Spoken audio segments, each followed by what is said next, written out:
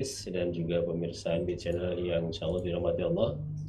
Selamat berjumpa kembali di kajian rutin setiap Selasa pekan pertama dan pekan ketiga yang diselenggarakan oleh Sahabat Ilmu Darmais bekerja sama dengan ANB Channel yang alhamdulillah pada kesempatan hari ini insya Allah kita akan masih meneruskan beberapa kajian terkait dengan atau buku dari kitab Adab dan Sunnah Harian dari kitab rangkaian Sunnah Harian karya Dr. Abdullah Al-Furai Ta'ala. Dan alhamdulillah pada hari ini tanggal 4 November 2025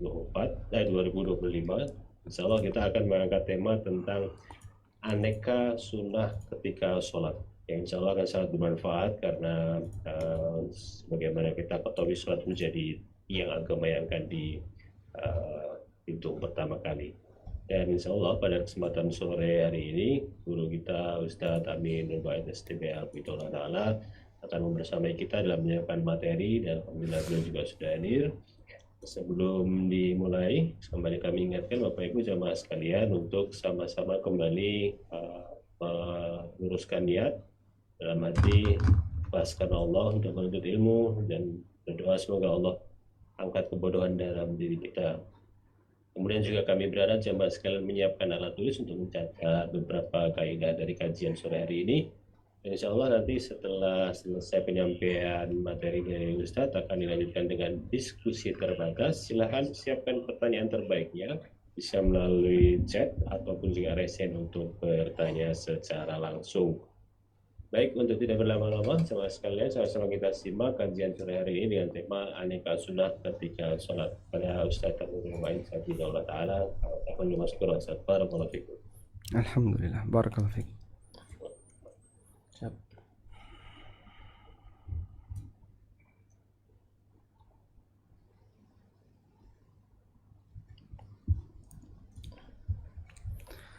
Assalamualaikum warahmatullahi wabarakatuh. Alhamdulillah wassalatu wassalamu ala Rasulillah wa ala alihi wa sahbihi wa mawalah. Wa ashhadu an la ilaha illallah wahdahu la syarikalah. Wa ashhadu anna Muhammadan abduhu wa rasuluh. Sallallahu alaihi wa ala alihi wa sahbihi wa man tabi'al huda ila yaumil qiyamah. Alhamdulillah, puji syukur kita haturkan kehadirat Allah Subhanahu wa taala di kesempatan sore hari ini bersama sahabat ilmu Darmais. Kembali kita melanjutkan kajian rutin dengan membahas buku rangkaian sunnah harian, yaitu kitab yang berjudul Al-Minah Al-Aliyah fi Bayani Sunan Al-Yaumiyah. Dan kita insyaAllah sudah berada di bagian penghujung dari buku ini. Sekarang sudah di halaman 197, sementara ujungnya adalah halaman 224. Ya, jadi kurang lebih sekitar 20-an halaman. Karena bagian akhir penyebutan referensi dan aneka informasi dalam buku tersebut. Baik, jika nanti bisa kita selesaikan, kita upayakan akan selesai hari ini. Jika tidak bisa diupayakan, berarti kita akan lanjutkan di pertemuan berikutnya. Di bagian akhir dari buku ini, penulis menyebutkan beberapa sunnah harian, baik terkait sholat maupun yang lainnya, dan tidak diberi judul, karena campur-campur. Namun nanti lebih banyak kita bahas tentang sunnah terkait masalah sholat. Makanya kita berikan judul aneka sunnah ketika sholat, baik berkaitan dengan amalan sholat itu sendiri, atau yang ada di luar sholat namun masih berhubungan dengan sholat. Sekarang kita akan baca keterangan yang beliau sampaikan. Salatu raka'atain ba'da kulli wudu. Mengerjakan salat 2 rakaat setiap selesai wudu. Sunan semacam ini, wa hadhi minas sunan al-yaumiyah, ini termasuk di antara sunnah harian yang akan memberikan keutamaan yang besar, yaitu masuk surga. Keutamaannya apa? Masuk surga. Dan itu bukan keutamaan yang main-main. Kalau Anda mendapatkan amal, keutamaannya apa? Rizki dilancarkan, itu masih duniawi. Keutamaannya apa? Jodohnya lancar, semua hajat dipenuhi, itu masih keutamaan duniawi. Apa keutamaannya? Masuk surga. Masya Allah. Yang dikatakan oleh Allah dalam Al-Quran, faman zuhziha 'anil nar wa udkhilal jannah faqad faz. Barang siapa yang diselamatkan dari neraka dan dia dimasukkan ke dalam surga, faqad faz, maka dialah orang yang betul-betul beruntung. Maka jika ada sebuah amal yang menjanjikan keutamaan surga, sudah sangat selayaknya untuk kita perjuangkan. Dari Abu Hurairah radhiyallahu anhu, Nabi sallallahu alaihi wasallam pernah mengatakan kepada Bilal inda salatil fajri, seusai salat subuh, "Ya Bilal, hadithni bi arja amalin amiltahu fil Islam." Wahai Bilal, tolong ceritakan kepadaku amalan apa yang paling memberikan harapan terbesar bagimu dalam Islam. Amalan apa yang memberikan harapan terbesar bagimu dalam Islam? Fa inni sami'tu daffana 'alaika baina yadayya fil jannah. Karena aku mendengar ada suara sandalmu di depanku ketika di surga. Dan ada dua kemungkinan di sini. Nabi SAW telah memasukinya, lalu beliau mendengar ada suara sandal di depan beliau. Atau yang kedua adalah ditampakkan oleh Allah, diperdengarkan suara yang ada di dalam surga. Dan salah satu di antara suara itu adalah ada suara sandal Bilal radhiyallahu anhu di depan Rasulullah sallallahu alaihi wasallam. Dan kita tahu bahwa suara sandal masing-masing orang itu kadang bisa ditandai. Yang kayak gini suara sandal si A, yang seperti ini suara sandal si B, ini suara sandal si C. Terkadang bisa ditandai. Nabi sallallahu alaihi wasallam bisa mengenali ini suara sandalnya Bilal. Qala, kemudian Bilal mengatakan, "Ma amiltu amalan arja indi." Tidak ada amalan yang lebih besar aku harapkan untuk bisa mendapatkan surga. Anni lam atatahhar tahuran fi sa'ati lailin aw nahar. Selain setiap kali saya bersuci, baik siang maupun malam, illa sallaitu bidzalika tuhuri ma kutiba li an usalliya. Kecuali saya kerjakan salat dari selesai bersuci itu sesuai dengan jumlah rakaat yang Allah mudahkan bagiku. Artinya yang dilakukan oleh Bilal bukan cuma salat 2 rakaat, sesuai dengan bilangan rakaat yang Allah mudahkan bagiku. Ma kutiba li an usalliya, sesuai dengan jumlah rakaat yang Allah mudahkan bagiku. Bisa 2 rakaat, bisa 3 rakaat, bisa 4 rakaat, bisa 6 rakaat. Bilal tidak menyebutkan jumlah rakaat pastinya.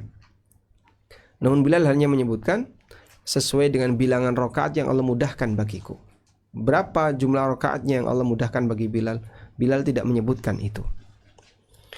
Maka sholat sunnah setelah wudhu itu tidak dibatasi oleh 2 rakaat. Anda bisa 4 rakaat, 6 rakaat, 8 rakaat, silahkan. Baik, yang penting sholatnya genap.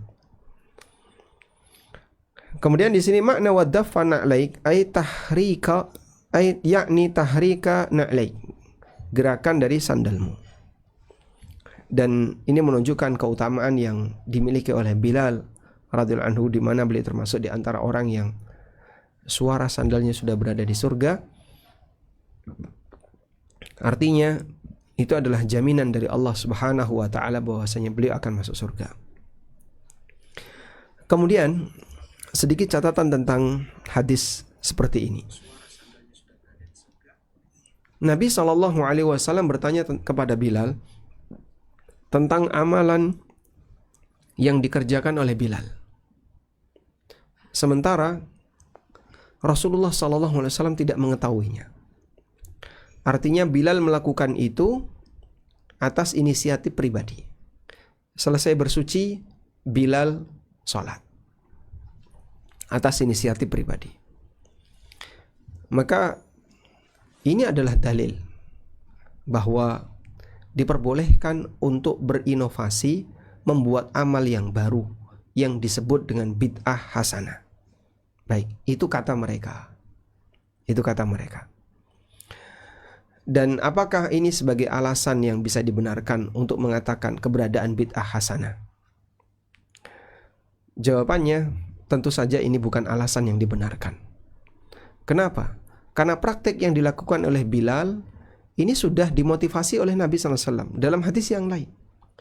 Nabi SAW bertanya kepada Bilal, amal apa yang kau harapkan sehingga kau bisa mendapatkan surga? Artinya Bilal ditanya jenis amal yang beliau lakukan dari sekian banyak amal yang diajarkan Nabi SAW. Bukan Bilal membuat amal yang baru. Nabi SAW bertanya, amal apa yang kau kerjakan Bilal sehingga sampai sandalmu ada di depanku, suara sandalmu terdengar di depanku? Nabi SAW mengajarkan ada banyak sekali ragam amal kepada para sahabat. Nah, Bilal itu melakukan salah satu di antara sekian ragam amal itu. Nah, Nabi SAW tanya, dari sekian ragam itu yang kau kerjakan apa?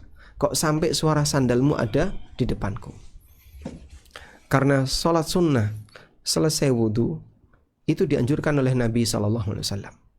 Sebagaimana disebutkan dalam hadis riwayat Bukhari Muslim dari Utsman bin Affan radhiyallahu anhu, beliau pernah mempraktekkan wudhu yang sesuai sunnah Nabi SAW. Lalu kata Utsman, Rasulullah SAW tawaddu'a mithla hadha. Nabi SAW berwudhu seperti wudhu ini. Kemudian beliau bersabda, man tawaddu'a fa ahsanal wudu'a thumma shalla rak'ataini lam yuhaddits fihima nafsahu illa ghufira lahu ma taqaddama min dzambi. Barang siapa yang berwudu dengan wudu yang sempurna, lalu dia salat 2 rakaat dan ketika salat dia khusyuk, maka yang terjadi adalah maka dosa-dosanya akan diampuni. Dan itulah yang terjadi pada Bilal radhiyallahu anhu. Beliau mengerjakan sholat setelah wudhu, dan Nabi SAW memotivasi orang untuk sholat setelah wudhu. Sehingga dalil tentang anjuran sholat setelah wudhu itu tidak hanya berlaku atau tidak hanya berasal dari amalan Bilal, tapi juga dari motivasi yang diberikan Nabi SAW. Kalau kita buka hadisnya ya.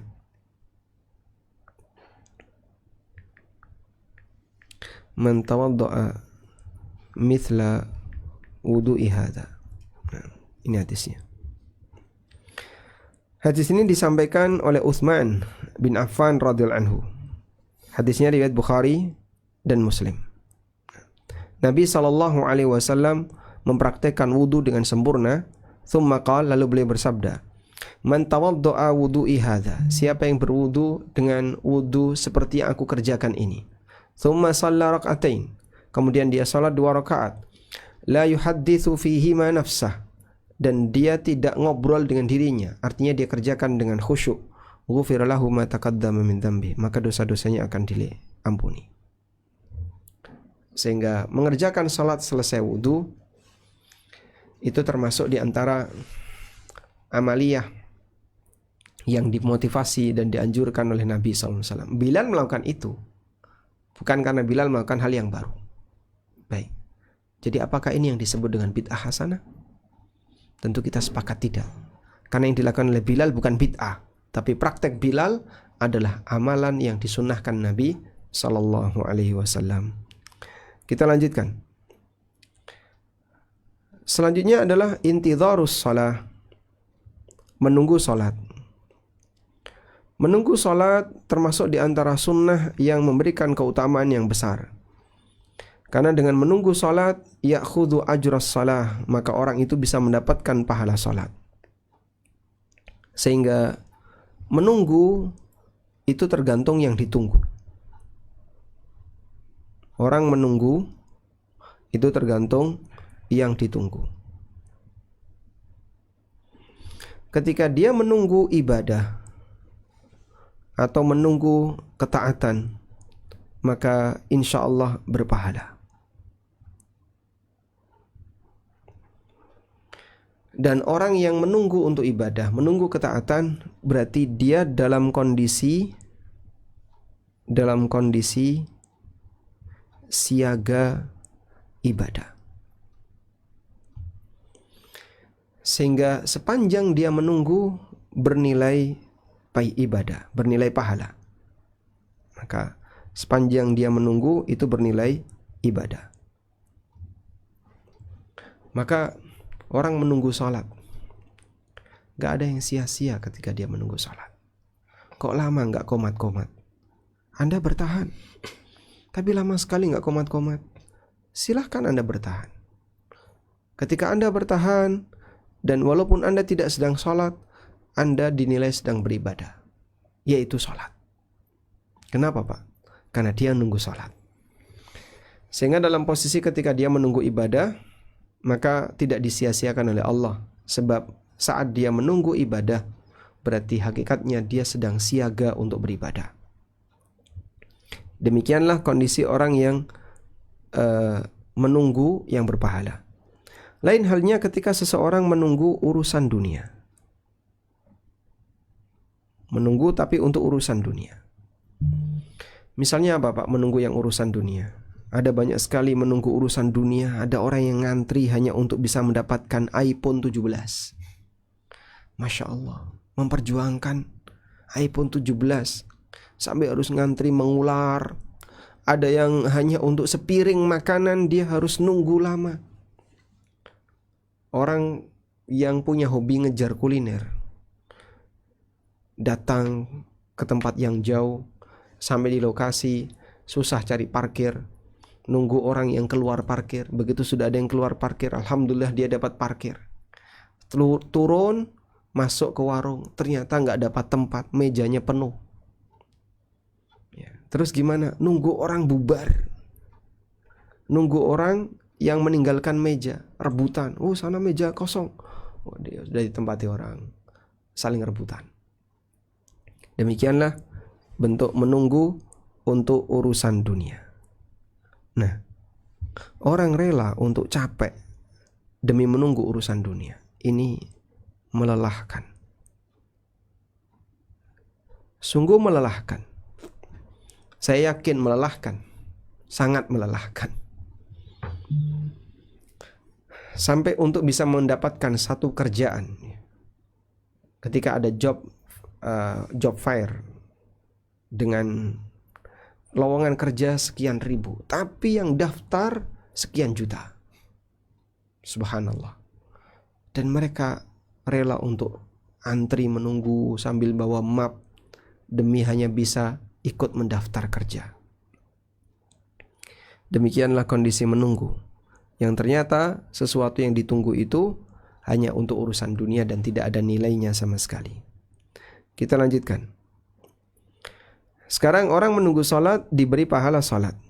Wa yadullu alaih, di antara yang menunjukkan itu adalah hadis Abu Hurairah radhiyallahu anhu bahwa Rasulullah sallallahu alaihi wasallam bersabda, "Al malaikatu tusalli ala ahadikum." Malaikat memberikan salawat kepada kalian. Madama fi musallahu, selama dia berada di tempat salatnya. Ma lam yuhdits, selama dia belum hadas. Allahumma ighfir lahu, Allahumma arhamhu. Ya Allah, ampunilah dia, rahmatilah dia. Didoakan oleh para malaikat pada saat yang bersangkutan menunggu salat. Masuk masjid, dia salat sunnah, lalu dia nunggu sampai iqamah.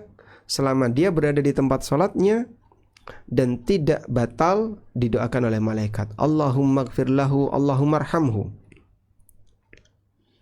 La yazalu ahadukum fi salatin, kalian akan senantiasa terhitung melakukan salat, madamatis salatu tahbisuhu, selama yang menyebabkan kalian tertahan adalah salat. Apa yang membuat orang ini tertahan? Kok dia gak gerak-gerak? Dia nunggu salat. Maka dia mendapatkan pahala salat.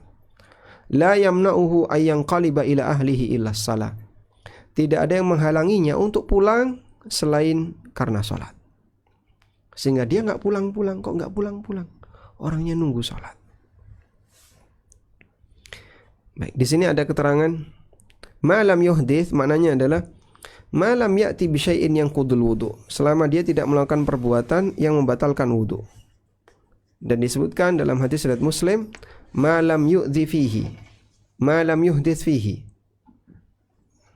selama dia tidak mengganggu dan tidak batal. Maksudnya adalah pahala ini disyaratkan bi alla yulhiqa bi ahadin adhiyatun fi majlisihi, ketika di majelisnya dia tidak mengganggu orang lain. Wala yantaqidu wudu'ahu, wala yantaqidu wudu'uhu, dan dia tidak batal wudunya. Dari Anas radhiyallahu anhu bahwa Rasulullah sallallahu alaihi wasallam pernah secara sengaja mengakhirkan sholat isya. Sahabat sudah pada kumpul di masjid. Mereka datang ketika adzan isya dikumandangkan. Lalu mereka kumpul di masjid. Mereka sholat sunnah, tahiyatul masjid. Kemudian mereka berzikir. Dan ketika itu belum ada lampu, sehingga suasana gelap gulita di dalam masjid. Maka mereka nunggu kedatangan Rasulullah SAW. Dan Nabi SAW tahu para sahabat menunggu. Tapi beliau sengaja membuat mereka menunggu, sehingga beliau tidak keluar-keluar dari rumah sampai Umar bin Khattab radhiyallahu anhu mengetuk pintu Nabi SAW. Ya Rasulullah, qad namatin nisa wa sibyan. Ya Rasulullah, para wanita dan anak-anak sudah pada tidur. Dan itu tengah malam. Masya Allah, Anda bisa bayangin ya, dari mulai masuk waktu isya sampai tengah malam, berapa jam itu? Kalau isyanya jam 8 misalnya, tengah malam jam 12, berarti kurang lebih 4 jam. Itu kalau isyanya jam 8. Kalau isyanya sebelum jam 8, Pak, ya lebih panjang lagi. Anggaplah misalnya nunggu selama 4 jam. Dan sahabat tidak bosan, sehingga mereka sabar. Ada yang sudah ngantuk, sehingga mungkin kepalanya sudah ditaruh di atas lutut. Ada yang capek ini capek, tapi mereka bertahan dan tidak pulang. Sampai Nabi SAW keluar di tengah malam, lalu beliau mengatakan, "Shallan nasu wa raqadu wa lam yazalu fi salatin mundun tadartumuha." Ada yang sudah salat, lalu setelah itu mereka tidur. Sementara kalian senantiasa mendapatkan pahala salat mundun tadartumuha, sejak kalian menunggu salat. Maka selama kalian nunggu salat tadi, gak ada yang sia-sia. Kalian dinilai sedang melaksanakan salat. Kata Syekhuna Ibnu Utsaimin, kata Syekh Ibnu Utsaimin rahimahullah, hadis semacam ini menjelaskan tentang keutamaan menunggu salat. Baik sawa'un kana dzalika ba'da salatin sabiqah, baik setelah salat sebelumnya, atau seseorang masuk masjid yantadhirus shalah, kemudian nunggu salat. Sehingga misalnya Anda habis maghrib lalu bertahan di masjid dan tidak segera pulang, kemudian membaca Quran atau salat sunnah atau kegiatan yang lainnya sambil menunggu salat isya, maka yang Anda kerjakan hakikatnya menunggu salat pasca salat. Dan itu masuk kategori mendapatkan pahala seperti salat walaupun kita tidak sedang salat. Masya Allah. Juga disebutkan dalam hadis dari Abu Hurairah radhiyallahu anhu, Rasulullah sallallahu alaihi wasallam pernah bersabda, "Ala adullukum ala ma yamhullahu bihil khataya." Maukah kutunjukkan kepada kalian amalan yang bisa menghapus dosa, wa yarfa'u bihid darajat, dan bisa mengangkat derajat. Para sahabat mengatakan, "Bala ya Rasulullah." Tentu ya Rasulullah. Lalu kata beliau, "Isbaghul wudu'i 'alal makari." Menyempurnakan wudu walaupun dalam kondisi enggak suka. Sehingga meskipun cuaca dingin, dia tetap berkumur. Padahal ngilu itu di gigi. Dia tetap cuci muka walaupun mungkin dingin, kebas di kulit muka. Tangan tetap dia cuci sampai siku. Kaki juga sama. Tidak ada yang dia kurangi. Wa kathratul khuta ilal masajid, memperbanyak langkah menuju masjid. Wa intidharus salati ba'da shalah, dan menunggu salat selesai melaksanakan salat. Fadzalikumur ribat, itulah ar-ribat. Yang dimaksud ar-ribat adalah mengikat amal soleh dengan amal soleh berikutnya. Sehingga wudu, lalu jalan kaki menuju masjid, kemudian salat sampai selesai salat wajib, kemudian dia balik lagi jalan kaki pulang, kemudian dia salat sunnah. Ini amal soleh nggak putus. rangkaian amal soleh satu dengan amal soleh berikutnya sampai amal soleh yang terakhir adalah sholat ba'diyah di rumah. Setelah itu orang yang baru melepas baju, melepas pakaiannya, ibu-ibu baru melepas muknanya, sudah selesai. Dan itu rangkaian ibadah. Itu yang disebut Nabi SAW dengan ar-ribat, merangkai kegiatan ketaatan dengan ketaatan berikutnya. Selanjutnya adalah as-siwak. Siwak termasuk di antara sunnah mutlaqah yang tidak dibatasi waktu. Mutlaqah artinya tidak dibatasi waktu. Allati tuf'alu fi kulli waqtin, yang bisa dilakukan di setiap waktu. Dan Nabi SAW memotivasi untuk banyak bersiwak sampai beliau mengatakan, aktsartu alaikum fis siwak. Aku sering mengingatkan kalian untuk bersiwak. Wa qala Nabi SAW, dan beliau juga mengatakan, as-siwaku matharatun lil fammi. Siwak itu membersihkan mulut, mardatun lirabbi, dan mengundang ridha Allah. Wa tata'akkadu sunniyatus siwak, dan anjuran siwak ini semakin ditekankan di beberapa tempat yang kemarin sudah kita ceritakan. La siyama allati tatakarrar fil yaumi wal laila, terutama yang berulang di siang dan malam. Ya, sudah pernah kita bahas di sunnah siwak. Di antaranya adalah sebelum masuk rumah, bangun tidur, setiap kali mau sholat, kemudian ketika mau kumpul dengan orang lain, dianjurkan untuk gosok gigi. Di sini disebutkan ketika mau qiyamul lail, mau wudu, ketika mau sholat, ketika masuk rumah. Walhamdulillah. Sehingga berapa kali Pak kita gosok gigi sehari? Berkali-kali. Kalau sebagian dokter gigi menyarankan gosok gigi itu yang ideal 7 kali dalam sehari. Dalam Islam bisa lebih dari 7 kali. Selanjutnya, tajdidul wudu likulli salatin. Mengulang wudu setiap kali mau sholat. Dianjurkan bagi muslim untuk mengulang wudu setiap kali mau sholat, walaupun belum batal. Jika ada orang yang berwudu untuk sholat maghrib misalnya, kemudian dia sholat maghrib, nah saat sholat isya datang, dianjurkan baginya untuk mengulang wudu, walau kana ala taharatin, walaupun dia dalam kondisi masih suci, wudunya belum batal.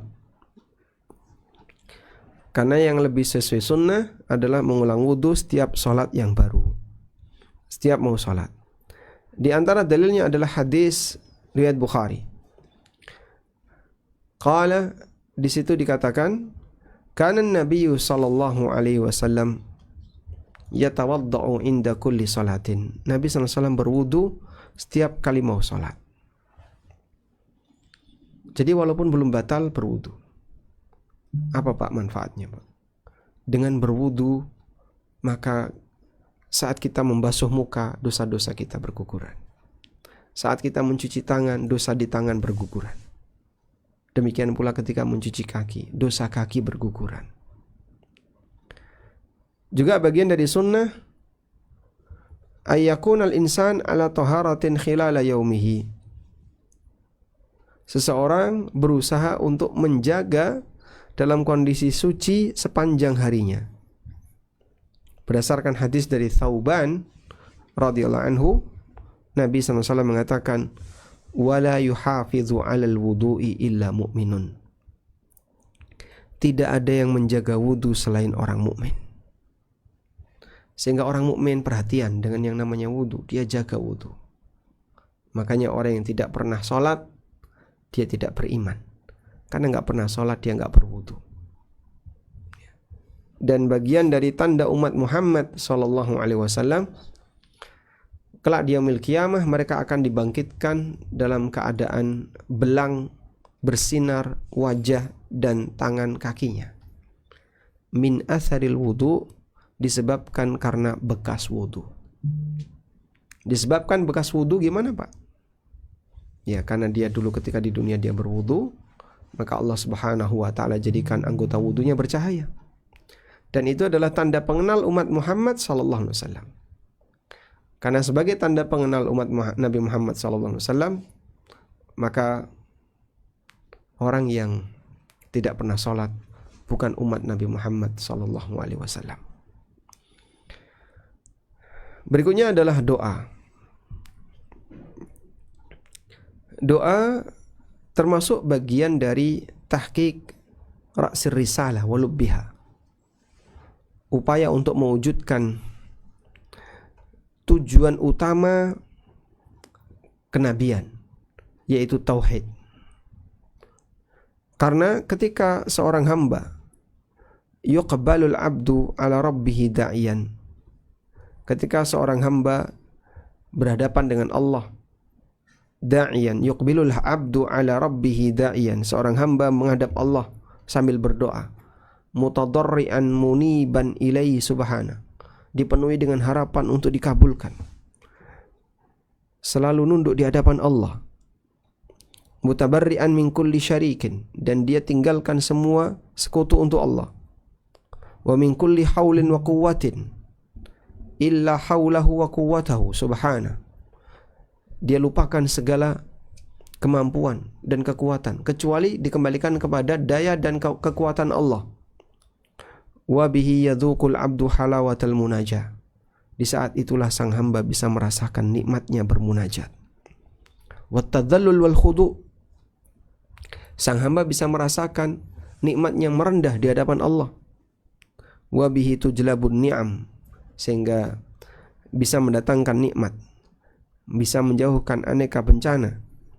Li'annaha ibadatun yakunu biha tamamul i'timad ala man alaihi kullal i'timad subhana.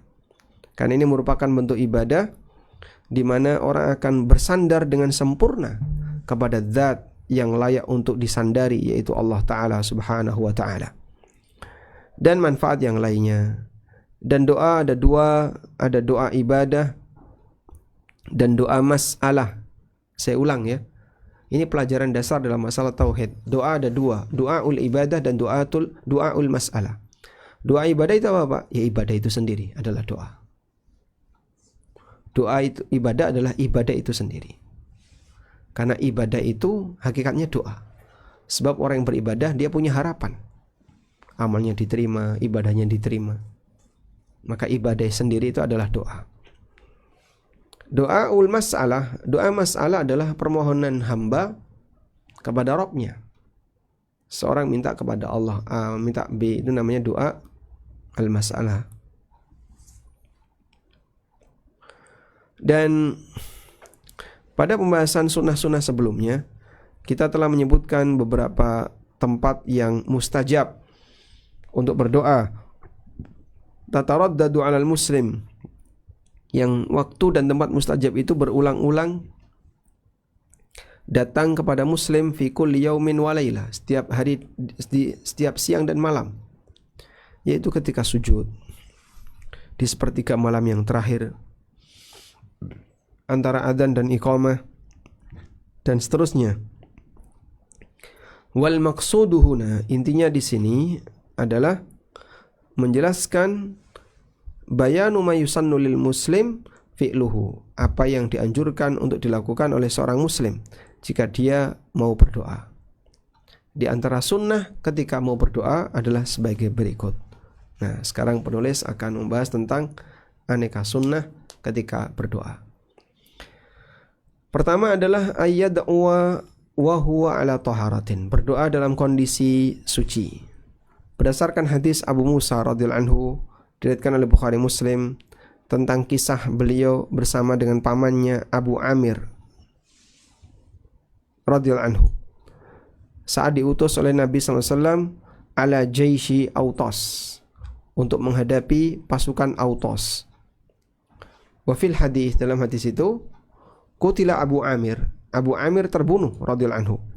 Wa awsa Aba Musa ay yuqri an-nabiyya sallallahu alaihi wasallam as-salam, dan Abu Amir mewasiatkan kepada Musa agar menyampaikan salamnya kepada Nabi SAW. Wa yad'u lahu, dan mendoakannya. Qala Abu Musa, kata Abu Musa, fa akhbartuhu bi khabarina wa khabari Abi Amir, Maka aku sampaikan kepada Nabi sallallahu alaihi wasallam berita tentang kami dan berita tentang Abu Amir. Wa qultu lahu, dan aku sampaikan kepada Nabi sallallahu alaihi wasallam, qul lahu yastaghfir li, sampaikan kepada beliau yastaghfir li, agar beliau memohonkan ampun untukku. Fada'a Rasulullah sallallahu alaihi wasallam bima'in. Ketika Nabi sallallahu alaihi wasallam diminta untuk mendoakan, Rasulullah SAW minta air. Fatawadda'a minhu, kemudian beliau berwudu. Thumma rafa'a yadayhi, lalu Nabi SAW mengangkat kedua tangannya. Thumma qala, lalu Nabi SAW membaca, Allahumma ighfir li Ubaid Abi Amir, ya Allah ampunilah Ubaid, yaitu Abu Amir. Ya Allah ampunilah Ubaid Abu Amir. Hatta ra'aitu bayadha ibtaihi, sampai aku melihat putihnya ketiak Nabi SAW, karena beliau angkat tinggi-tinggi. Nah, ketika diangkat tinggi, orang yang menggunakan baju seperti orang yang ihram, kain yang ditaruh di pundak. Nah, saat tangannya diangkat tinggi, otomatis dadanya kelihatan dari depan, dan ketiaknya Nabi SAW kelihatan. Allahumma ja'alhu yaumal qiyamah fauqa kathirin min khalqika au minan nas. Ya Allah, jadikan Abu Amir besok di hari kiamat mendapatkan derajat di surga yang melebihi banyak di kalangan makhlukmu atau banyak di kalangan manusia. Masya Allah, doa luar biasa. Hadis riwayat Bukhari, Muslim. Kisah tentang wafatnya Abu Amir pada saat peristiwa perang Autas. Dan ini menunjukkan bahwasanya keseriusan Nabi SAW ketika dimintai doa, maka beliau doakan bahkan sampai berwudu dulu, lalu setelah itu beliau berdoa. Yang kedua adalah istiqbalul kiblah, menghadap kiblat. Dari Abdullah bin Abbas radhiyallahu anhuma, beliau menceritakan, haddatsani Umar bin Khattab. Umar bin Khattab pernah menyampaikan kepadaku, lamma kana yaumu Badrin, ketika peristiwa Badar, nadhara Rasulullah sallallahu alaihi wasallam ilal musyrikin wa hum alfun. Rasulullah sallallahu alaihi wasallam melihat ke arah kaum musyrikin yang jumlah mereka 1000 orang. Sementara pasukan Nabi sallallahu alaihi wasallam hanya 319 orang. Fastaqbala Nabiyullah, maka Nabi sallallahu alaihi wasallam menghadap ke arah al-qiblah. Thumma madda yadayhi, lalu beliau menjulurkan kedua tangannya. Faja'ala yahtifu bi rabbi, kemudian beliau bermunajat kepada Rabbnya. Allahumma anjis li ma wa'adtani. Allahumma anjis li ma wa'adtani. Ya Allah, wujudkan apa yang telah Engkau janjikan untukku. Ya Allah, wujudkan apa yang telah Engkau janjikan untukku. Allahumma ati ma wa'adtani, ya Allah, berikan apa yang telah Engkau janjikan untukku. Allahumma intahlik hadhil isabah min ahlil Islam la tu'bad fil ard. Ya Allah, jika 300 sekian orang ini kalah dalam perang nanti, jika Engkau binasakan 300 sekian belas orang ini dalam peristiwa perang nanti, la tu'badu fil ard, kau tidak akan pernah disembah untuk selamanya. Sehingga andaikan pasukan Badar itu kalah, lalu Nabi SAW terbunuh dan para sahabat mati, dari 300 sekian belas orang tadi, ANB Channel gak ada, sahabat Ilmur dan Mais gak ada, semua masjid di sekitar kita gak ada, karena sudah tidak ada lagi Islam di muka bumi ini. Ketika pasukan perang Badar itu kalah menghadapi orang musyrikin. Fama zala yahtifu bi rabbih, Nabi SAW selalu bermunajat, memanggil Allah. Maddan yadai, sambil menjulurkan tangannya, jadi tinggi-tinggi diangkat oleh Nabi SAW. Mustaqbilal kiblah, menghadap kiblat. Hatta saqata rida'uhu, sampai kain yang beliau gunakan untuk tutup pundak tadi terjatuh. An mangkibai, dari pundak beliau. Fa'atahu Abu Bakrin. Lalu beliau didatangi oleh Abu Bakar. Fa'akhadha rida'ahu. Abu Bakar mengambilkan kain itu. Fa'alqahu ala mankibai. Kemudian ditaruh di pundak Rasulullah sallallahu alaihi wasallam. Tsumma iltazamahu min wara'ihi. Lalu dirangkul oleh Abu Bakar dari belakang. Wa qala, dan Abu Bakar mengatakan, ya Nabi Allah, kafaka munasyadatuka rabbak. Sudah cukup kau berdoa kepada Allah. Fa innahu sayunjizu laka ma wa'adak. Allah akan mewujudkan apa yang Dia janjikan untukmu. Hadis sahih riwayat Muslim. Dan ini menunjukkan keseriusan Nabi SAW ketika berdoa. Sehingga saat beliau berdoa kepada Allah dengan penuh kesungguhan, sampai beliau lupa dengan pakaiannya yang jatuh, diambil oleh Abu Bakar, ditutupkan ke pundak Nabi SAW, kemudian dirangkul dari belakang. Selanjutnya dianjurkan untuk raf'ul yadain, mengangkat kedua tangan. Yang menunjukkan hal ini adalah hadis Ibnu Abbas. Nabi SAW istaqbalal kiblah, menghadap ke arah kiblat, thumma madda yadai, kemudian mengangkat tangan beliau. Wal ahadits li hadis sunan katsira, dan hadis yang menunjukkan tentang sunnah ini banyak sekali. Baik, mengenai mengangkat tangan ada banyak macam yang dipraktekkan oleh Nabi SAW.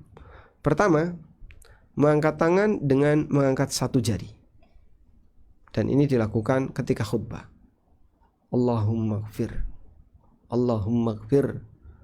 Rabbi gfir, itu pakai satu jari. Ini ketika khutbah, termasuk khutbah Jumat. Yang kedua, Nabi SAW mengangkat tangan setinggi pundak atau setinggi wajah. Dan yang benar wallahu alam, dalam keterangan Az-Zarqani, itu tangannya tidak digabungkan tapi dipisahkan. Kalau digabungkan Pak, insya Allah tidak masalah ya. Tapi yang lebih tepat dipisahkan, sehingga berdoa seperti ini. Allahumma. Selanjutnya adalah mengangkat tangan tinggi-tinggi. Ini yang disebut dengan doa ibtihal. Ibtihal itu dalam kondisi genting, minta pertolongan yang serius, sehingga tangannya diangkat tinggi-tinggi. Yang keempat, tangannya dibalik, tinggi dan dibalik. Dan ini ketika menyebutkan kalimat doa yang isinya tolak balak, sehingga sebagai tafaul tangannya dibalik. Nah, begini. Dan ini semuanya sunnah Nabi SAW berkaitan dengan mengangkat tangan ketika berdoa. Selanjutnya, ketika berdoa dimulai dengan ats-tsana 'ala Allah, memuji Allah, dan bersalawat kepada Rasulullah SAW. Sebagaimana disebutkan dalam riwayat Tirmidzi dari Fadalah bin Ubaid radhiyallahu anhu, beliau menceritakan, baina Rasulullah sallallahu alaihi wasallam qaidun, ketika Rasulullah SAW sedang duduk, tiba-tiba ada orang yang masuk, fasalla, lalu dia salat. Faqala, kemudian kemudian orang ini langsung berdoa, di tengah salat dia berdoa, Allahumma gfirli warhamni. Faqala Rasulullah SAW, kemudian Rasulullah SAW mengomentari, ajilta ayyuhal musalli, kau terlalu terburu-buru wahai orang yang salat. Idza sallaita faqa'atta, kalau kamu salat dan kemudian kamu sudah duduk, fahmadillah, maka pujilah Allah, bima huwa ahlu, sesuai dengan pujian yang layak baginya. Wasalli alayya, kemudian bacalah salawat untukku, thumma du'uh, kemudian setelah itu silakan kau berdoa. Wa fi riwayatin lahu, dalam riwayat yang lain, idza shalla ahadukum falyabda bitahmidillah, kalau kalian salat maka mulailah dengan memuji Allah, wathana alaihi, mengulang pujian kepada Allah, thumma liyusalli 'alan nabi, kemudian bacalah salawat untuk Nabi SAW, thumma liyad'u ba'du bima syaa, kemudian setelah itu silahkan kau berdoa sesuai yang kau inginkan ya. Sehingga bagian dari adab dalam berdoa adalah memuji Allah terlebih dahulu, lalu setelah itu dia bersalawat kepada Nabi sallallahu alaihi wasallam, kemudian baru berdoa.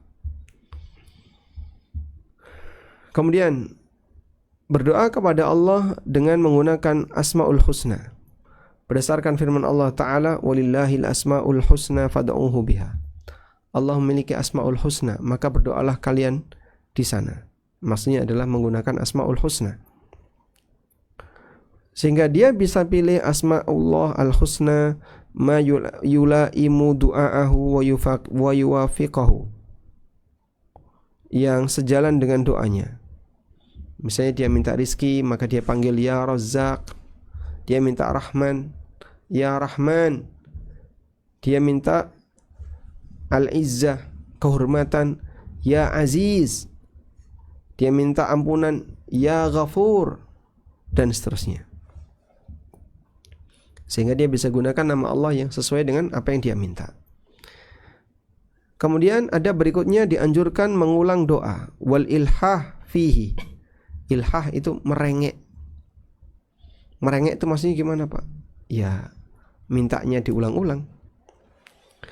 Dan ini ditunjukkan dalam hadis dari Ibnu Abbas sebelumnya, di mana beliau mengatakan bahwa Nabi SAW ketika berdoa kepada Allah, itu kalimatnya diulang-ulang. Allahumma anjis ma wa'addani, Allahumma anjis lima wa'attani, Allahumma anjis lima wa'attani, Allahumma anjis lima wa'attani. Diulang-ulang. Wa ma zala yahtifu bi rabbih ta'ala. Nabi SAW terus mengulang-ulang menyampaikan doanya kepada Rabbnya, hatta saqata ridauhu, sampai kain beliau itu terjatuh. Demikian pula disebutkan dalam hadis riwayat Bukhari Muslim dari Abu Hurairah radhiyallahu anhu, beliau pernah mendoakan suku Daus. Dan suku Daus ini sukunya Abu Hurairah. Nabi SAW mendoakan suku Daus dengan mengatakan, Allahumma hdi Dausan. Ya Allah, berikanlah petunjuk kepada suku Daus. Wa'ti bihim. Dan datangkan mereka kepadaku. Allahumma hdi Dausan wa'ti bihim. Ya Allah, berikanlah petunjuk kepada Daus dan datangkan mereka. Baik, hadis riwayat Bukhari dan Muslim. Yang datang Abu Hurairah, sehingga suku Daus yang didoakan Nabi sallallahu alaihi wasallam, dan mereka datang, ternyata yang datang adalah Abu Hurairah. Yang kita tahu bagaimana keistimewaan ilmunya Abu Hurairah radhiyallahu anhu, karena beliau memiliki banyak sekali hadis. Demikian pula disebutkan dalam Sahih Muslim, ar-rajulu yutilus safar, tentang orang yang melakukan safar. Ash'atha akbar, rambutnya acak-acakan berdebu. Yamuddu yadai ilas sama, dia mengangkat tangannya ilas sama, ke atas. Ya Rabbi, ya Rabbi. Dan dia tikrar wal ilha, dia mengulang-ulang doa. Dan dianjurkan untuk membaca sebanyak 3 kali. Berdasarkan hadis Ibnu Mas'ud radhiyallahu anhu, wa kana idza da'a thalathan. Kalau berdoa beliau mengulang 3 kali. Dan kalau meminta beliau meminta 3 kali. Tsumma qala, kemudian Nabi SAW mengatakan, Allahumma alaika bi Quraisyin, Allahumma alaika bi Quraisyin, Allahumma alaika bi Quraisyin. Ya Allah, binasakanlah Quraisy, binasakanlah Quraisy, binasakanlah Quraisy. Sebanyak 3 kali. Hadis riwayat Bukhari Muslim. Dan itu disebabkan karena kejahatan yang dilakukan oleh orang-orang musyrikin Quraisy, walaupun Nabi SAW sendiri berasal dari suku Quraisy. Selanjutnya, ikhfa'ud du'a, ya, merahasiakan doa. Maksudnya adalah pelan-pelan. Berdasarkan firman Allah Ta'ala, ud'u rabbakum tadarruan wa khufyah. Berdoalah kepada Rabb kalian diiringi dengan tadarru', penuh rasa harap, wa khufyah, dan dibaca dengan samar, tidak terlalu keras. Wa ikhfa'ud du'a aqrabu lil ikhlas. Dengan menyembunyikan doa akan lebih dekat kepada ikhlas. Karena itulah Allah Subhanahu wa taala memuji Zakaria. Faqala, Allah mengatakan, idh nada rabbahu nidaan khafiyya. Ingatlah ketika Nabi Zakaria berdoa kepada Allah, nidaan khafiyya, dengan doa khafiyan yang lembut. Sebagai bentuk ikhlas, ala ahadi aqwali a'immatis salaf, menurut pendapat sebagian ulama, tujuannya adalah untuk menjaga ikhlas sehingga dipuji oleh Allah. Kata Syekhul Islam, walaqad kana al-muslimun yajtahiduna fid du'a. Terkadang kaum muslimin mereka berjuang untuk berdoa. Wa ma yusma'u lahum sautun, tapi tidak terdengar suara dari mereka. Ai ma kanat illa hamsa, maksudnya adalah hanya suara bisik-bisik, bainahum wa baina rabbihim, antara dia dengan Rabbnya, enggak terdengar jelas. Wa dzalika anna Allah yaqul, karena Allah Ta'ala berfirman, ud'u rabbakum tadarruan wa khufyah. Berdoalah kepada Rabb kalian diiringi dengan tadarru'. Tadarru' itu artinya penuh harap agar doanya diijabahi. Wa khufyah, dan dilakukan dengan samar, tidak ada yang tahu.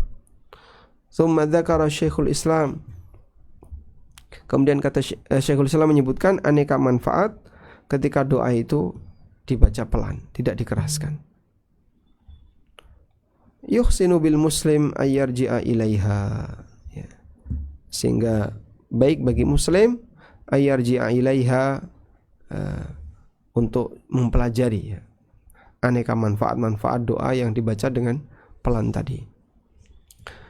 Wa mimma yunha anhu fi hadzal bab, di antara yang dilarang dalam masalah ini adalah al-i'tida'u fid du'a, melampaui batas ketika berdoa. Wa takalluf was-saja' fihi, doa dengan bahasa-bahasa yang bersajak. Wasti'jalul ijabah, dan terburu-buru untuk dikabulkan. Wa du'a'u bi itsmin, atau doa minta maksiat atau mutus silaturahmi. Wa akli malil haram, makan harta yang haram bisa menghalangi ijabah. Wa taraddud bid du'a, doa tapi ragu. Doa tapi ragu, dikabulkan alhamdulillah, enggak juga enggak apa-apa. Wa qarnud du'a bil masyiah, mengiringi doa dengan kehendak. Ya Allah, aku mohon kepadamu, berikanlah aku rizki jika kau mau. Nah, gitu. Kalimat jika kau mau ini salah. Ya kalau minta yang serius, mau enggak? Ya mau. Yang serius, iya mau. Ya kalau gitu silakan minta. Nah, minta itu jangan diiringi dengan jika kau mau, karena itu seolah-olah kita enggak butuh dikabulkan alhamdulillah, enggak juga enggak apa-apa. Itu termasuk salah satu sebab doa tidak mustajab. Faidah, ada sedikit pelajaran. Rubama yas'alul ba'du madza aqulu fi du'ai.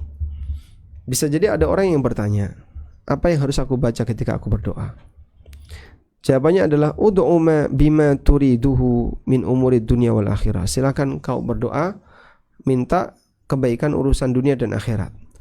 Wahris fi du'aika ala jawami'il kalim. Dan bersemangatlah dalam doamu untuk menggunakan jawami'ul kalim, doa yang ringkas tapi maknanya luas. Yaitulah doa yang disebutkan dalam Al-Quran maupun hadis. Fafiha su'alu khairid dunya wal akhirah. Di sana ada permohonan mendapatkan kebaikan dunia dan akhirat. Wa ta'ammal hadha su'al, renungkanlah permohonan semacam ini. Hina uridu 'ala Nabi sallallahu alaihi wasallam, ketika dimintakan kepada Nabi sallallahu alaihi wasallam. Fa'ajaba bi kalimatin azimah, lalu beliau ngasih jawaban dengan kalimat-kalimat yang agung. Tajma'u lil muslim ad-dunya wal akhirah, yang mengumpulkan dunia dan akhirat bagi seorang muslim. Fama a'dhamuha min bisyaratin, betapa membahagiakannya. Wa ma ajzaluha min atiyatin, dan betapa besar pemberiannya. Fatamassak bihinna wa tadabbarhunna, maka coba renungkan. Baik, artinya begini. Jadi ketika orang itu berdoa, coba kau ingin apa? Saya ingin ini. Nah, silahkan buat redaksi doamu. Kalimatnya kayak gini. Andaikan itu ditunjukkan kepada Nabi SAW, apakah beliau akan mengabulkan doa atau akan mengabulkan permohonan itu, mendoakan orang ini atau tidak? Nah, demikian yang beliau sampaikan. Dari Abu Malik Al-Asy'ari, dari ayahnya, annahu sami'an nabiyya sallallahu alaihi wasallam wa atahu rajulun. Beliau pernah mendengar Nabi sallallahu alaihi wasallam didatangi oleh seseorang. Ya Rasulullah, kaifa aqulu hina as'alu rabbi? Apa yang harus aku ucapkan ketika aku minta kepada Allah? Qala, kemudian Nabi sallallahu alaihi wasallam mengatakan, qul, bacalah, Allahumma ighfirli warhamni wa'afini warzuqni. Wa yajma'u asabi'ahu ilal ibham. Fa inna haula'i tajma'u laka dunyaka wa akhiratak. Ya Allah, ampuni aku, rahmati aku, berikan aku afiah, keselamatan, dan berikan aku rizki. Wa yajma'u asabi'ahu ilal ibham, dan kumpulkan jari-jarinya kecuali jari jempol. Fa inna haula'i tajma'u laka dunyaka wa akhiratak. Ya, semua ini akan menggabungkan dunia dan akhirat kamu. Dalam riwayat yang lain, seseorang apabila aslama, masuk Islam, Nabi SAW mengajarkan kepada beliau salat. Tsumma amarahu ayyad'u biha ulail kalimah. Kemudian Nabi SAW perintahkan orang yang baru masuk Islam tadi untuk membaca doa ini. Allahumma ighfirli warhamni wahdini wa'afini warzuqni. Hadis sahih riwayat Muslim. Baik. Pelajaran berikutnya, dianjurkan bagi seseorang untuk mendoakan saudaranya bidzahril ghaib, tanpa diketahui oleh yang didoakan. Maka ini termasuk di antara doa yang mustajab dengan izin Allah. Dan orang yang berdoa mendapatkan keutamaan besar. Disebutkan dalam hadis riwayat Muslim dari Abu Darda radhiyallahu anhu, Rasulullah sallallahu alaihi wasallam bersabda, da'watul mar'i li akhihi, doa seseorang untuk saudaranya sama muslim, bidzahril ghaib, tanpa diketahui oleh orang yang didoakan, mustajabatun, statusnya mustajab. Inda ra'sihi malakun, di dekat kepalanya ada malaikat, muwakkalun, yang diutus, kullama da'a li akhihi bi khair, ketika dia mendoakan kebaikan untuk saudaranya sama muslim, qala al-malakul al-muwakkal, maka malaikat al-muwakkal tadi, ya, malaikat yang disuruh untuk mengaminkan tadi, mengucapkan amin walaka bimithlin, amin walaka bimithlin, ya Allah kabulkanlah dan semoga Anda mendapatkan yang semisal dengan itu. Masya Allah. Wallahu a'lam. Baik. Makanya kalau kita mendoakan orang lain, sebaiknya jangan lapor ya. Kemarin aku tawaf, aku udah doakan kamu. Kemarin aku sa'i, aku sudah doakan kamu. Aku sudah ini. Gak usah dilaporkan. Dan kenapa mendoakan orang lain justru lebih mustajab? Ya. Karena ketika dia mendoakan orang lain, bukti dalam dirinya tidak ada sifat hasad, makanya dia doakan orang lain. Wallahu alam. Baik, kemudian di sini tentang masalah zikir dan bacaan Quran mungkin masih cukup panjang ya. Kayaknya nggak selesai. Cukup panjang, masya Allah. Baik, nampaknya tidak selesai. Kita cukupkan sampai di sini terlebih dahulu. Ya, kita masih kurang satu.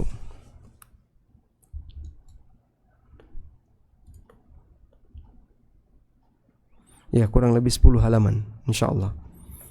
Yassarallahu umur. Demikian yang bisa kita bahas. Semoga apa yang kita sampaikan ini bermanfaat. Allahumma anfa'na bima 'allamtana wa 'allimna ma yanfa'una warzuqna ilma. Baik. Nah, Ustaz, barakallahu fiik atas penyampaian materi yang insya Allah sangat komprehensif dan aplikatif, yang mudah-mudahan kita berharap insya Allah bisa kita terapkan dan kita sebarluaskan, kita sampaikan ke saudara-saudara kita yang lain. Masya Allah, ini sudah banyak sekali pertanyaan Ustaz, baik di kolom chat maupun ada beberapa jamaah yang sudah raise hand. Baik, untuk kesempatan pertama saya coba berikan kesempatan jamaah yang sudah raise hand, silahkan untuk di unmute Ibu Neneng Umuris. Baik, ditunggu sebentar. Saya. Baik Bapak Ibu jamaah sekalian, sambil kita menunggu Ustadz, silahkan dipersiapkan pertanyaan terbaiknya. Insya Allah akan kita berikan giliran untuk menanyakan sesuai dengan urutan, baik lewat kolom chat maupun juga dengan raise hand. Dan untuk jemaah yang raise hand, mohon menyampaikan secara singkat dan sesuai tema diusahakan, karena banyak sekali pertanyaan yang akan kita berikan kesempatan ke jemaah yang lain. Sambil kita menunggu Ustaz sebentar. Barakallahu fikum.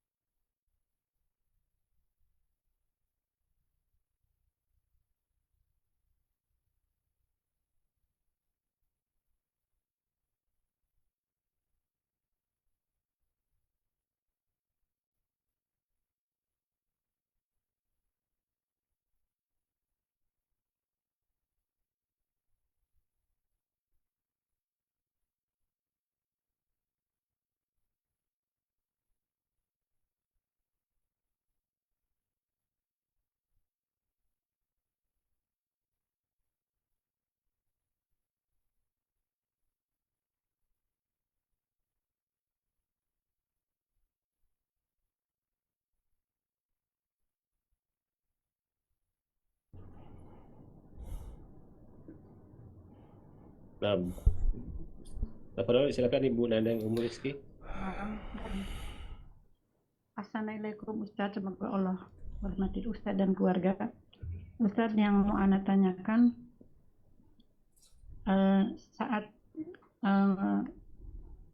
azan selesai kan biasanya kita berdoa.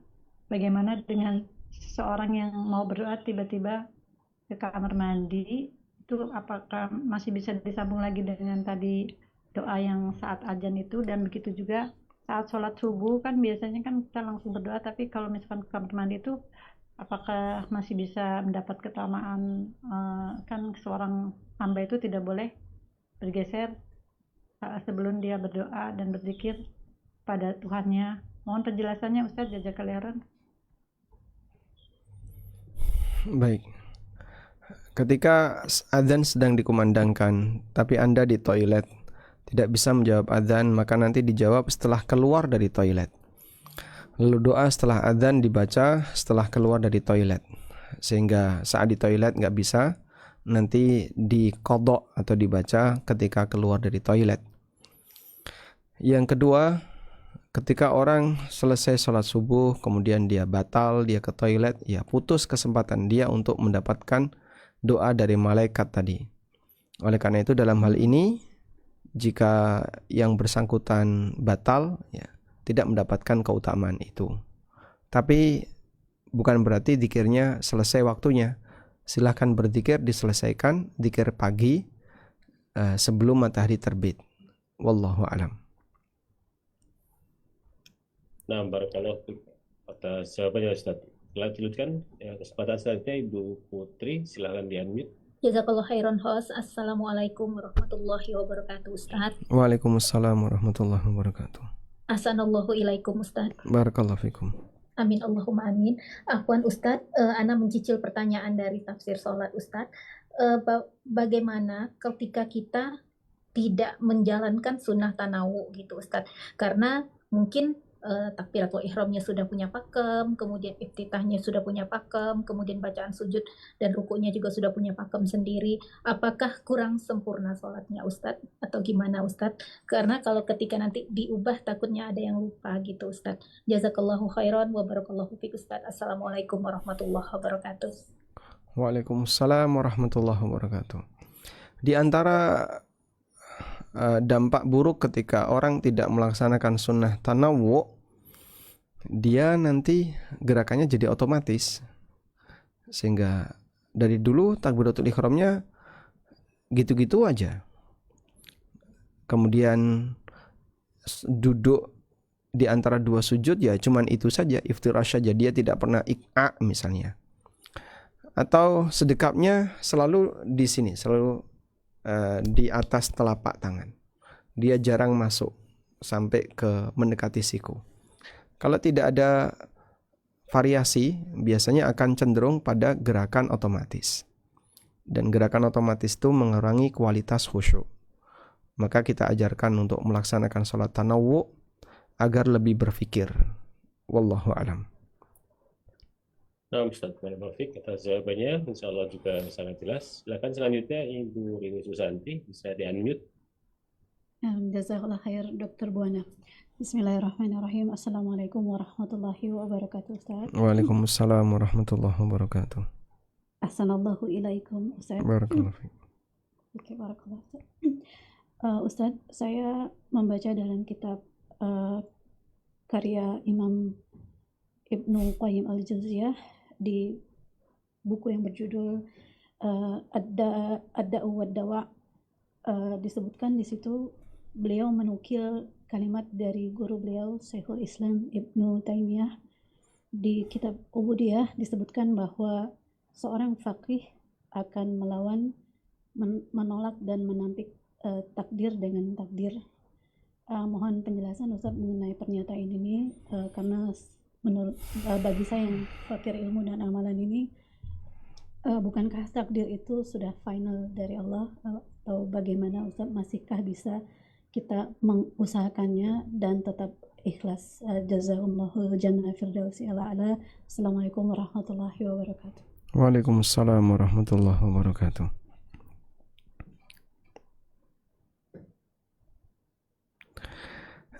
Saya mohon waktu untuk mempelajari itu ya. Saya belum paham tentang makna itu lebih detail, sehingga tidak bisa saya berikan jawaban untuk saat ini. Baik. Nah, Ustaz, insya Allah kita akan, kalau ada kesempatan insya Allah akan kita sampaikan di yang akan datang.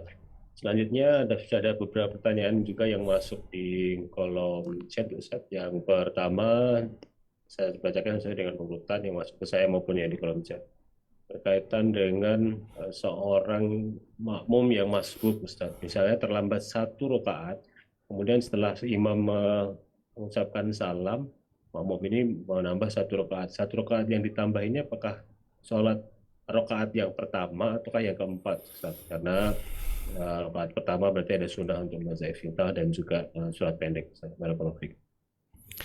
Baik, ada khilaf di antara para ulama terkait orang yang mengganti kekurangan jumlah rakaat karena ketinggalan. Apakah statusnya itu qadha ataukah statusnya itu itmam? Kalau yang mengatakan statusnya qadha, berarti dia mengqadha rakaat yang tadi ketinggalan. Maka rakaat terakhir ini sebenarnya adalah rakaat pertama yang tadi belum sempat dia kerjakan. Dan bagi mereka yang mengatakan ini itmam artinya menyempurnakan kekurangan, berarti rakaat yang keempat ini statusnya rakaat keempat sebagaimana urutan jumlah rakaat yang dia kerjakan. Dan ini hanya masalah khilaf afdhaliyah.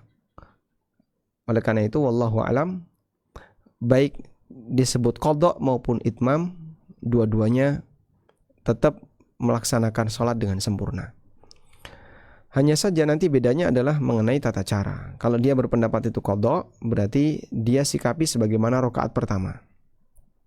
Kalau dia meyakini bahwasanya itu itmam, maka dia meyakini itu sebagai rakaat yang keempat.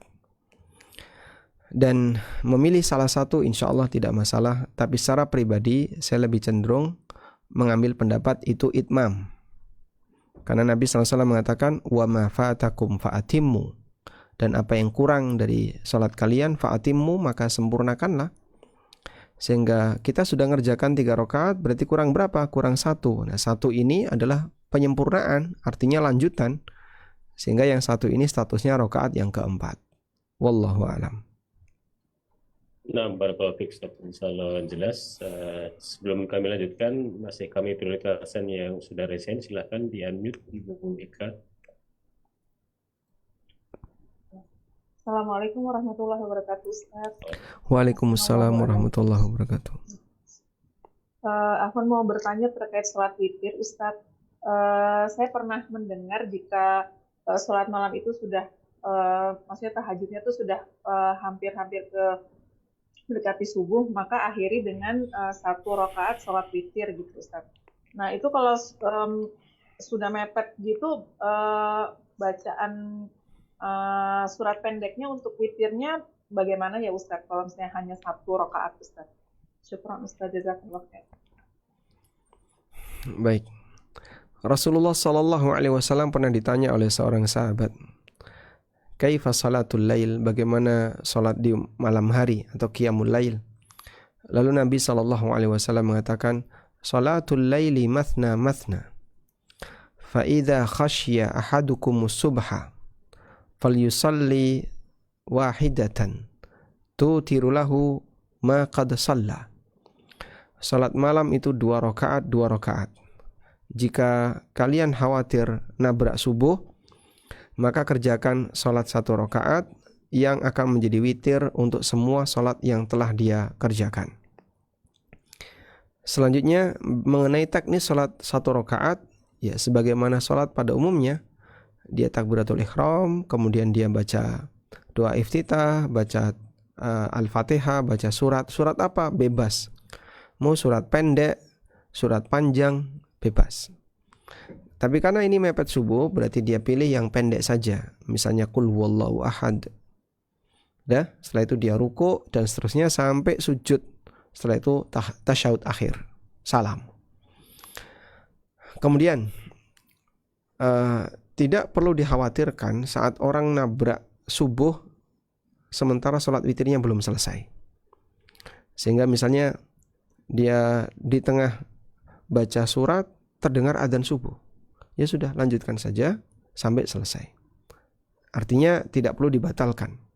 Karena dia sudah memulainya sebelum subuh berkumandang.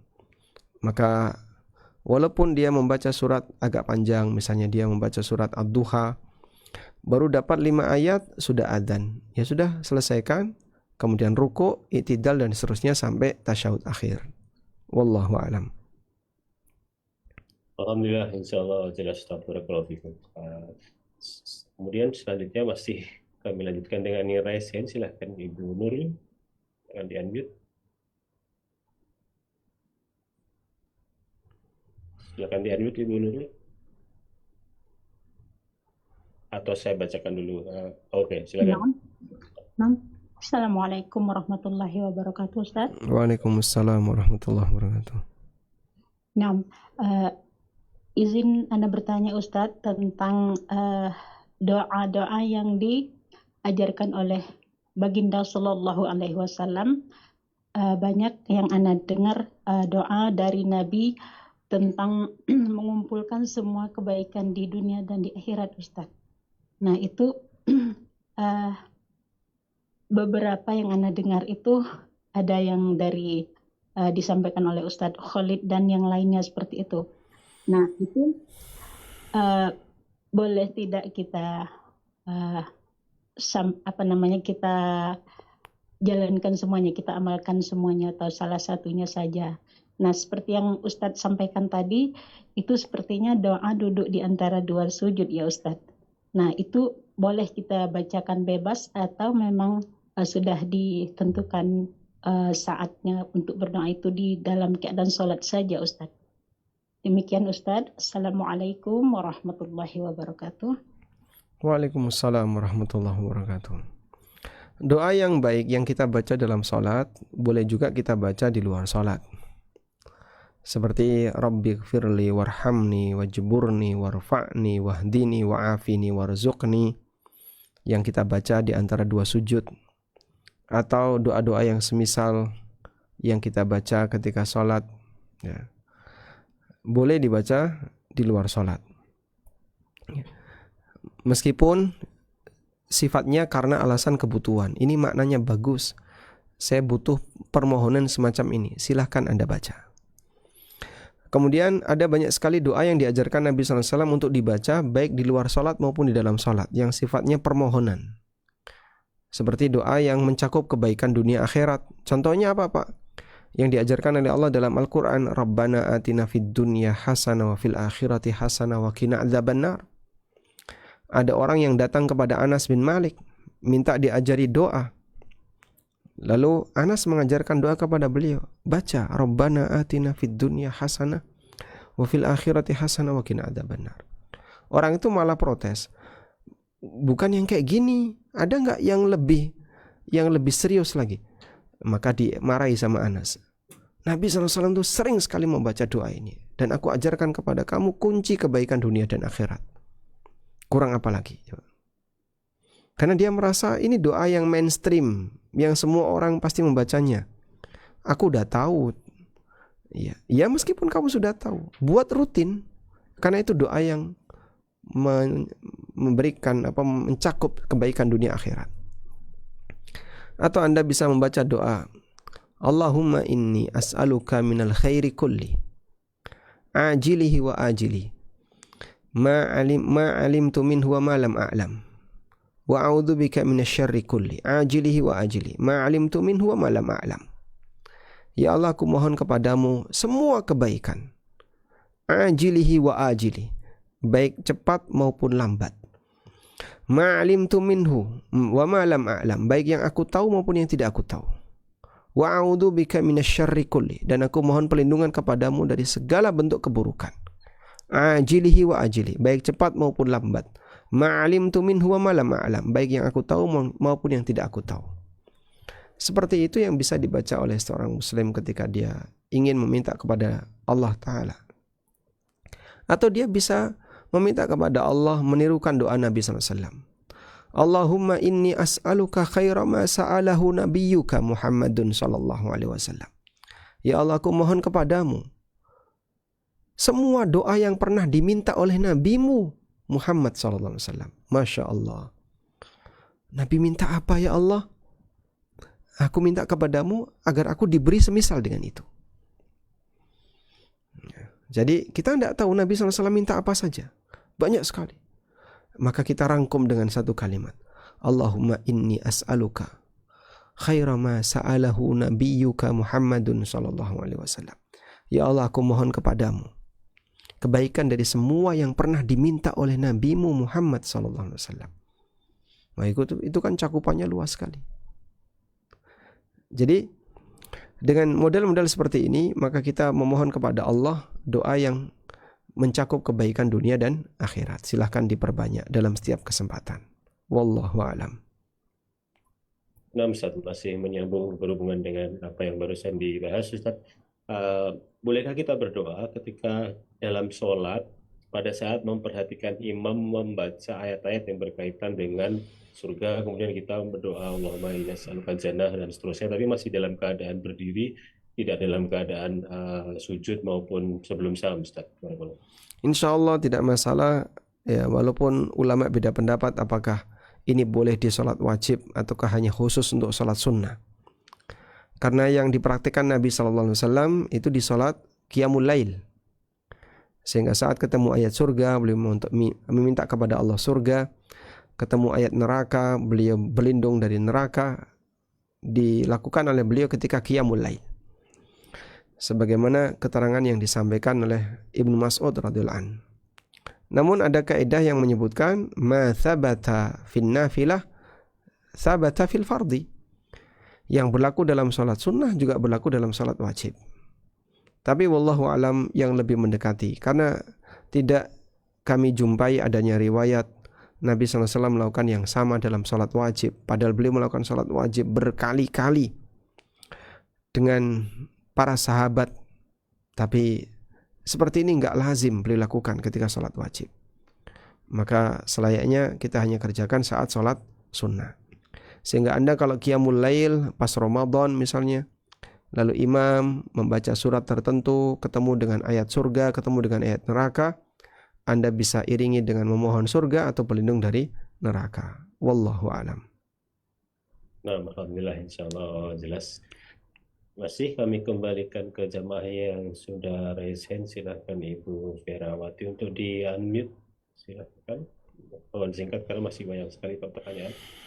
Baik Ustadz, Assalamualaikum warahmatullahi wabarakatuh Ustadz. Waalaikumsalam warahmatullahi wabarakatuh. Ana mohon pencerahannya Ustadz.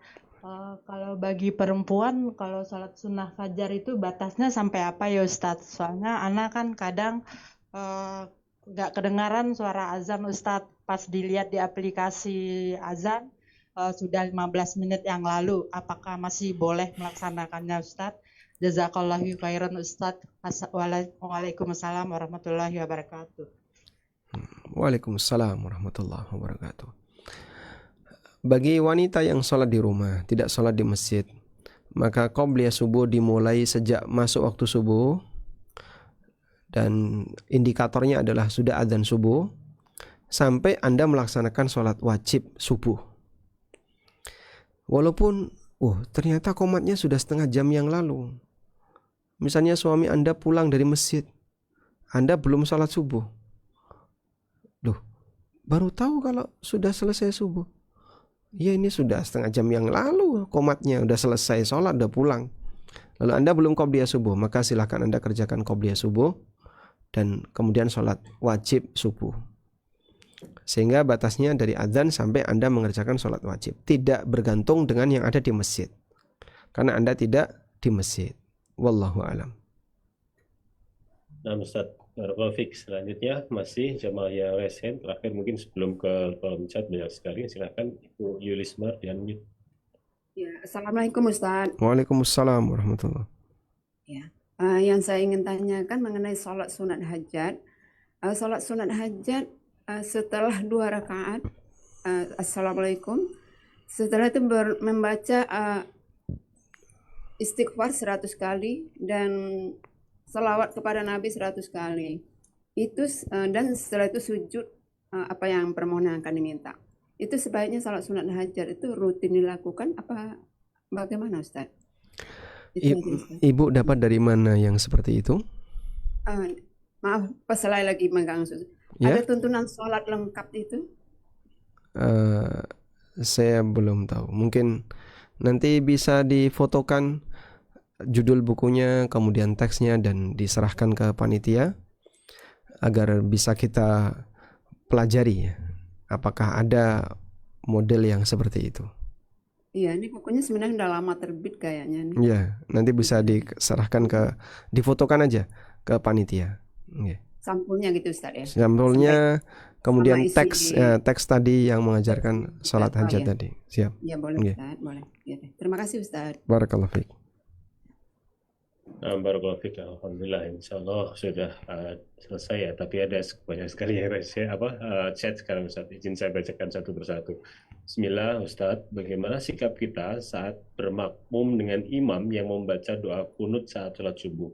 Apakah kita mengaminkan tiap doanya yang dibaca oleh imam? Kemudian apa yang kita lakukan saat imam diam atau sir? Karena banyak imam yang membaca kunut dengan jahar dan sir Ustaz. Barakallahu fiik. Tayyib. Mengenai imam yang kunut, maka apakah kita perlu mengaminkan? Dalam hal ini sebagian ulama menganjurkan mengaminkan, dan sebagian ulama menganjurkan kalau Anda tidak meyakini itu sebagai sunnah, ya tidak perlu mengaminkan. Ini untuk kunut subuh ya.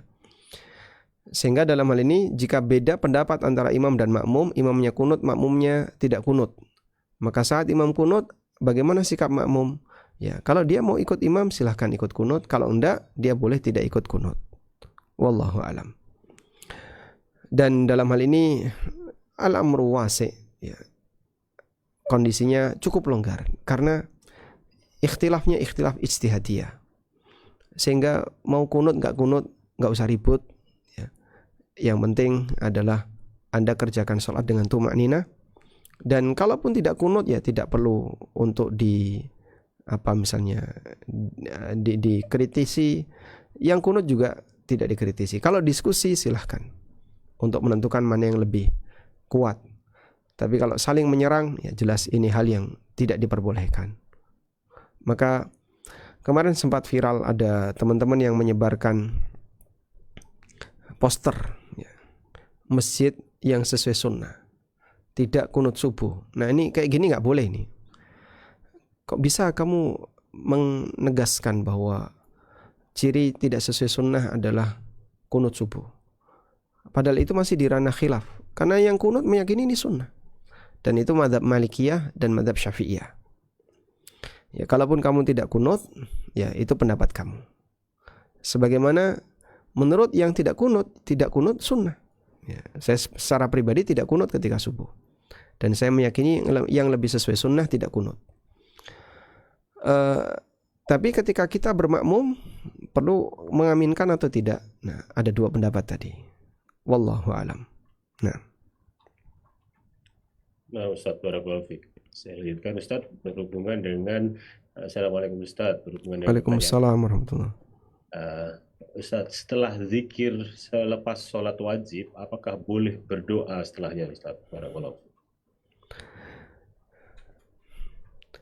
Berdoa itu bisa dilakukan kapanpun, di tempat manapun.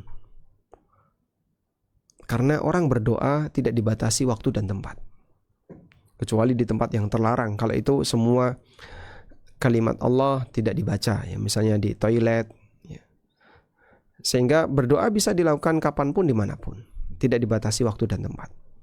Maka kalau orang bertanya, bolehkah berdoa setelah sholat? Tidak dilarang berdoa setelah sholat. Nah, masalahnya bedakan antara perbuatan yang dilakukan sesekali dengan perbuatan rutin, itu dua hal yang berbeda. Kalau sampai jadi rutinitas, itu butuh dalil. Tapi kalau dilakukan sesekali karena kebutuhan, silahkan. Karena amal saleh berupa doa tidak dibatasi waktu dan tempat. Sekarang doa selesai sholat wajib, apakah itu rutin diamalkan Nabi SAW? Ini pertanyaan yang paling mendasar. Kalau Anda menemukan ada riwayat Nabi SAW rutin berdoa setelah sholat, nah, berarti kita jadikan itu sebagai amal rutin.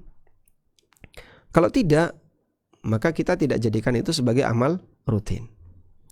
Sebab kita mengikuti Nabi SAW yang rutin dirutinkan, yang tidak rutin tidak dirutinkan. Terkadang beliau berdoa di momen tertentu karena kebutuhan tertentu. Ada desakan tertentu sehingga beliau berdoa. Dan terkadang beliau berdoa karena rutinitas beliau. Setiap ini beliau berdoa. Maka dalam hal ini perlu dibedakan antara amaliyah yang menjadi rutinitas Nabi SAW dan amaliyah yang bukan rutinitas Nabi SAW. Kita tahu bahwasanya Rasulullah SAW sholat wajib itu berkali-kali. Mungkin tidak bisa kita hitung berapa kali sholat wajibnya Nabi SAW. Gimana ngitungnya coba? Dan kalau itu rutin, tentu Nabi SAW atau para sahabat pasti akan meriwayatkannya kepada kita sampai sekarang. Jika itu rutin, sebagaimana rutinitas yang dilakukan oleh orang sekarang. Beliau berdoa menghadap kiblat, kemudian para sahabat amin, amin, amin. Nyatanya kita tidak pernah jumpai kayak gitu. Sebutkan satu riwayat saja. Ya. Kalau masalah doa setelah sholat kok dilarang, kita nggak ngelarang. Cuman budaya kamu yang kayak gitu, rutin setiap kali sholat kayak gitu, ini kami butuh satu keterangan saja. Sebutkan dalil tentang itu. Kalau ada, kita akan ngikutin. Kenyataannya ada banyak sekali dalil yang menunjukkan Nabi SAW tidak melakukan itu. Sehingga terkadang Rasulullah SAW selesai sholat, beliau kadang langsung pulang. Terkadang Nabi SAW selesai sholat langsung menepi, kemudian beliau sempat istirahat dengan bersandar pada pelepah kurma. Terkadang Nabi SAW selesai sholat ngobrol dengan orang. Terkadang beliau dzikir. Ada banyak versi yang diceritakan oleh sahabat apa yang dilakukan oleh Nabi SAW pasca sholat. Andaikan selesai sholat beliau berdoa sebagaimana rutinitas di masjid-masjid yang kita tahu itu. Jadi selesai dzikir, ya. Kemudian imam balik menghadap ke arah kiblat, lalu dia berdoa diaminkan oleh makmum. Andaikan itu rutin, berarti kan semua sahabat pada tahu itu. Mereka yang ikut sholat jamaah di Masjid Nabawi. Tapi kenyataannya kita tidak menjumpai adanya riwayat kayak gitu. Ya. Sehingga mengatakan tidak ada mutlak, ini juga keliru. Mengatakan ini disunahkan mutlak, kita sebut ini keliru. Karena kenyataannya Rasulullah SAW tidak melakukannya secara rutin. Namun ada sebagian riwayat Nabi SAW berdoa selesai salam, seperti yang disampaikan oleh Ummu Salamah radhiyallahu anha. Begitu Nabi SAW insarafa min salatihi ba'da subh, Nabi SAW begitu selesai salat subuh, beliau membaca kalimat Allahumma inni as'aluka ilman nafi'a wa rizqan thayyiba wa amalan mutaqabbala. Beliau berdoa kepada Allah. Dan di kesempatan yang lain Nabi SAW juga berdoa ketika selesai sholat dengan bacaan doa tertentu. Intinya terkadang beliau lakukan, terkadang tidak, tapi tidak rutin. Sehingga dari situlah kita bisa mengambil pelajaran, ikuti sunnah sebagaimana apa yang ada. Nahnu naduru ma'an Nabi sallallahu alaihi wasallam haitsu dara. Kita berputar sebagaimana Nabi sallallahu alaihi wasallam berputar. Beliau belok kanan, kita belok kanan. Beliau lurus, kita lurus. Beliau jalan naik, kita jalan naik. Seperti itu yang lebih sesuai sunnah Nabi sallallahu alaihi wasallam. Wallahu a'lam. Nah, Ustaz, masih ada waktu, Ustaz? Insyaallah. Nah, mungkin satu lagi, sekarang tinggal 2 menit adzan insyaallah. Satu lagi insyaallah singkat ini, Ustaz. Assalamualaikum Ustaz. Waalaikumsalam warahmatullahi. Apakah membuka sholat dengan bacaan Al-Fatihah adalah sunnah? Kami tidak punya dalil tentang itu. Sehingga yang ada dari hadis Al-Musi' fi salatihi, hadis riwayat Bukhari Muslim, Nabi SAW mengajari orang itu dengan mengatakan, fa idza shallaita fa asbighil wudu'a tsumma istaqbilil qiblata fakabbir. Kalau kamu mau salat, lakukan wudu dengan sempurna, kemudian menghadap kiblat, fakabbir, lalu bertakbirlah. Beliau tidak ngajari bacaan Al-Fatihah sebelum salat. Nah, terus bacaan Fatihahnya gimana, Pak? Ya dilakukan di dalam salat, bukan sebelum salat. Maka seharusnya Anda posisikan bacaan Fatihah tepat pada posisinya, bukan di luar posisinya. Membaca Al-Fatihah itu dilakukan di dalam salat, bukan di luar salat. Wallahu a'lam. Baik, walhamdulillahirabbil alamin. Mungkin itu yang bisa kita sampaikan, dan semoga apa yang kita bahas ini menjadi kajian yang bermanfaat. Wassallallahu ala nabiyyina Muhammadin wa ala alihi wa sahbihi wasallam. Wa akhiru da'wana alhamdulillahi rabbil alamin. Wassalamualaikum warahmatullahi wabarakatuh.